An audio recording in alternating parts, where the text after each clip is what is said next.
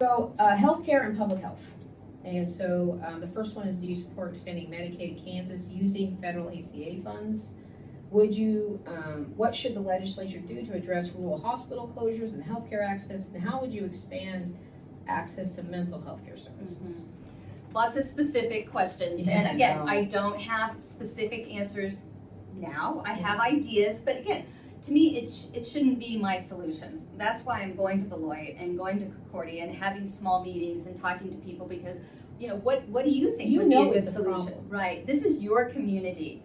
I always told kids when they came into my social work office that I didn't have a magic wand behind the door. I can't fix everything, but I can listen. I can problem solve with you. I can maybe give you some ideas, but I'm not going to solve the problem for you. Yeah. And I think that's kind of with some of these issues too, is that your community needs to be involved in the discussion, and what will work in Beloit might not work in Salina, and vice versa. Yeah, and a lot of these issues yes, like here. So again, you know, I've mentioned it a couple times, and when you talk about Medicaid expansion, it means so many different things to so many people. So, you know, I just know that we were offered money mm-hmm. through the ACA when it came out to expand our Medicaid. Just money from the federal government. And we refused it because of who was in the office. Right. And you know, you saw that down in Texas with the flood. Mm-hmm. They didn't take money because of who was in the office. Right. And that is just, why are we leaving money sitting on the table that would help us because of who's behind the money? Exactly. You No, know? I would support that. I think we have left money on the table, or it goes to other states, and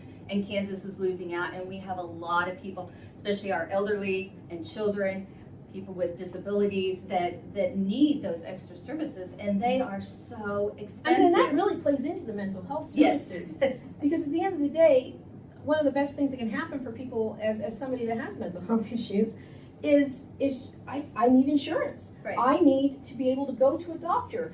And yes, we do need more of those providers, but I think that also goes back to insurance. Providers aren't setting up shop here. They're not moving here to become mental health professionals. It's not like psychiatrists.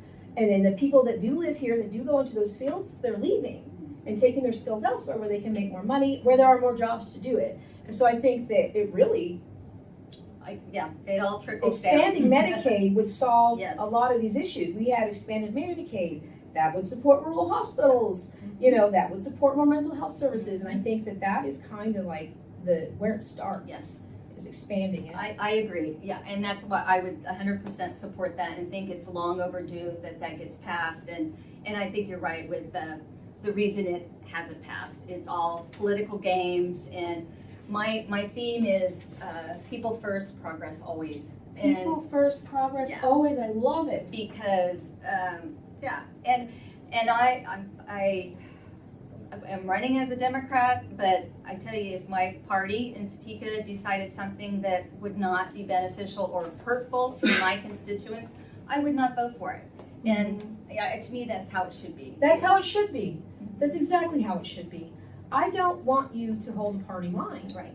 I don't want you to get talking points to your party and then spit out the same words or the same rhetoric as everybody else, and you're following party lines, and that's not what you're there for. Right. Especially at the House, when you're starting to break it down, and then, you know, when you're talking about the federal level and you're talking about the state level, it's like I was talking to somebody about the governor race, and and they're like, well, you didn't support this person for president, why would you support this person? They're kind of the same person for governor. And I said, because Kansas has different needs than our whole country.